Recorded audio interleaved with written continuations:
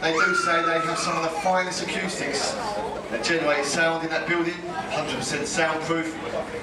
Has to be, well, going next door, built next door to the Waterloo train station and the Charing Cross station. That's the Charing Cross rail bridge. Very busy commuting bridge in the mornings and night. It's all part of the South Bank Centre. The South Bank Centre, the Royal Festival Hall, contains about 3,000 seats. Over to the left-hand side, that granite obelisk, Cleopatra's Needle, presented to the British in 1819 in gratitude of Nelson's victory over the Battle of the Nile in 1798, given to us from the Egyptian government.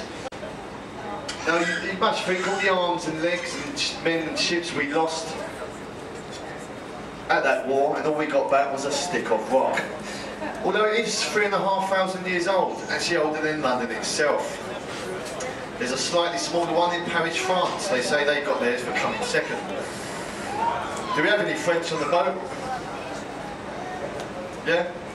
Any French?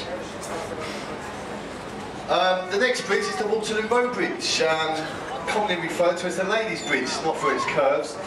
But 80% of its construction was built by a female workforce, whilst in 1945 the men were fighting for king and country. Now look at the underside of the bridge, it's very dirty and murky, and look at the outside. Now, true to form, it's finished with a lady's touch. Ladies being ladies, pick the most expensive form of stone, Portland stone. It self-cleans itself every time it rains. As you can see, the sides are very clean, and the underside where the rain can't get to. I think they've done a marvellous job, the ladies, in 1945. On the right-hand side is the Royal National Theatre, voted in the last 10 years as the ugliest building on the South Bank by top leading architects. But we tend to agree. So there's Prince Charles. Prince Charles did describe this building, this monstrosity of a building. He said it's the ugliest building he has ever seen. He said it looks like a nuclear power station. Now we know Prince Charles does like his older, finer things in life. We are talking buildings, obviously. So we know he likes the building on the left, Somerset House. Now this Palladian building was erected in 1786 when the river once reached its walls. It actually stands on the site of an old royal palace that burnt down in 1547. It takes its name from that palace, the Dukes and Earls of Somerset. It was sold on to the government, become a registry of all births, marriages and deaths for England and Wales, also known as Hatcham, Matcham and Dispatcham. Now a quarter of that building has been taken over by Catcham, the Inland Revenue.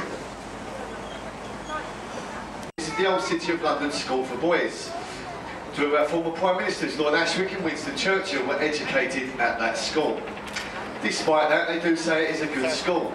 If you look closely between the archways, you'll see 4 statues, and they are said to be Newton, Bacon, Shakespeare.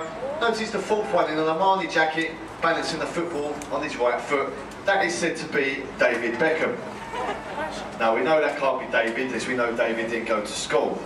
But he apparently was good at something, he was good at spelling. He still hasn't done too bad for himself, old David. If you don't believe that, it's St Isaac Newton, 4 of this country's greatest scholars. This bridge is the Blackfriars Road Bridge, opened in 1869 by Queen Victoria, designed by that great engineer Isambard Kidder Brunel. This is the old remains of the old St Paul's Railway, the first Victorian railway bridge to span the Thames. They took the top roof off because it couldn't take the weight of modern day traffic. Just going underneath the Blackfriars Railway that replaces the Blackfriars, the old St Paul's. Now, as you can see, they're actually extending and widening the bridge. Boris Johnson, our Mayor of London, is spending millions and millions of pounds to improve London's transport system.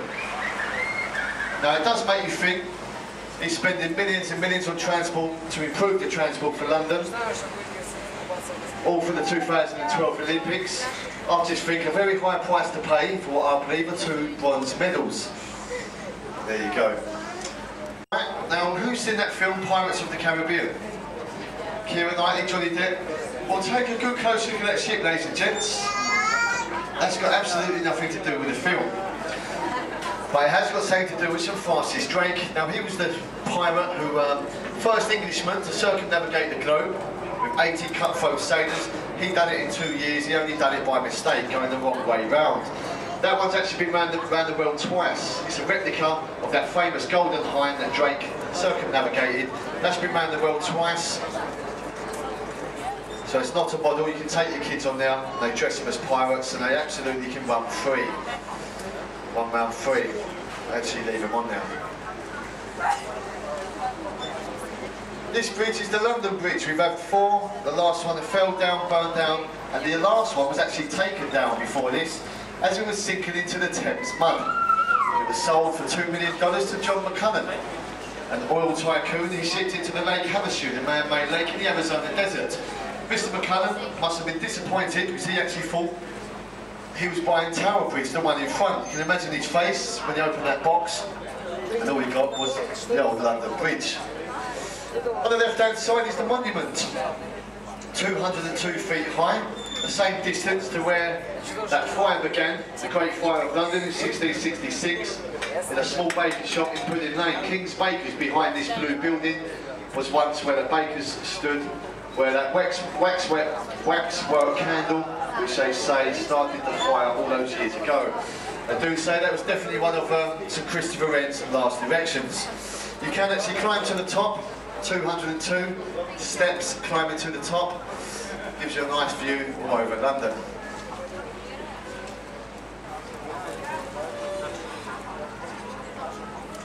The area to the right-hand side is London Bridge City. It's a self-contained city. It's actually owned by the QAT royal family. It consists of a very large shopping centre, amusement arcade, shops, restaurants, pubs, hotels, apartments, its own private police force, its own mayor, even its own pier, even its own London Bridge Hospital. Very self-contained. Actually costs a staggering £800 million complex. You have London Bridge Hospital. They say they deal with minor injuries and cardiac arrest. They say once you go in there for something minor, once you get your bill, you're bound to have a heart attack. It actually costs about £1,000 a day. There's no NHS now. London Bridge Hospital. This is the London Bridge City. Very, very expensive. Now the Cream building on the left behind the trees is the headquarters of Customs and Excise. Now, any excess contraband brought in the UK, such as alcohol, cigarettes or tobacco, or any illegal substances such as drugs, will get confiscated and end up in the basement in that building for 1 year, where it's said to go by means of incineration, by three very large incinerators, and burn through those 6 funnels, chimneys at the top. I can tell you, I've worked on the river quite a few years now, and I have never ever seen a puff of smoke come out of any of those. Though we are told from an inside source they do have one hell of a Christmas party, as you can imagine. I don't know what they exactly do in that building. Now on the right hand side, I don't know if everyone can see it, it is actually painted in camouflage. We have a very large warship, the HMS Belfast. She was built in 1939 in the same shipyard as the ill-fated Titanic was built. Now she played an important role in the D-Day landings, escorting the convoys from the bombings of the beaches of Normandy. Now the main features to this ship are the 12 6-inch guns. They are capable of firing a 100-weight shell and noisy kids for 14 land miles. She was responsible for the sinking. She chased, fought and sunk that German battleship, the Scharnhorst, and the eventual sinking of the Schelling. She had 7 decks to explore. She was brought up the Thames in 1975 as a naval war museum. She's been permanently moored there ever since. We get the cruise ships and the naval ships. They come into this part of London, they come through Tower Bridge, and they go alongside the Belfast, normally on courtesy visits. They do say it does make a great family day out. The kids absolutely love it, they run free, yet not so exciting for the adults. Do give everyone a wave, it's probably about as much fun as they've had all day. As you can see. No one will wave back. On the right hand side, does anyone know what that building is? The world's largest constructed crash shell wing. We have a mayor in London, Mr. Boris Johnson, but it used to be, our mayor of London was Ken Livingstone. Red Ken, Congestion Ken. So those are other things I could call him, but we have children on board. Now, he did actually say publicly he was going to stop spending, or should I say wasting, taxpayers' money. But we are told that office headquarters alone actually cost £53 million.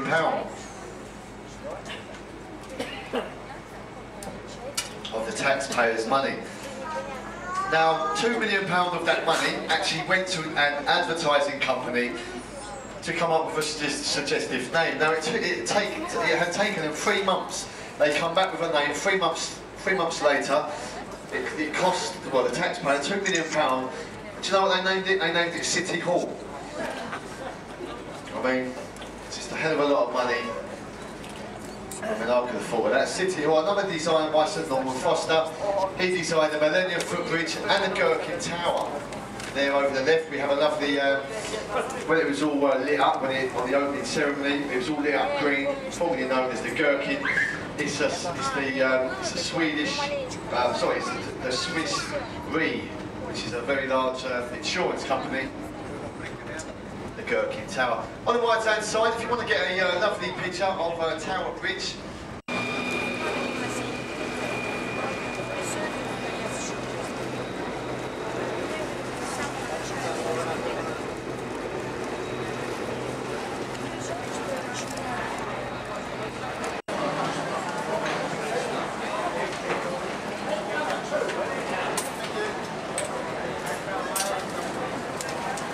Tower.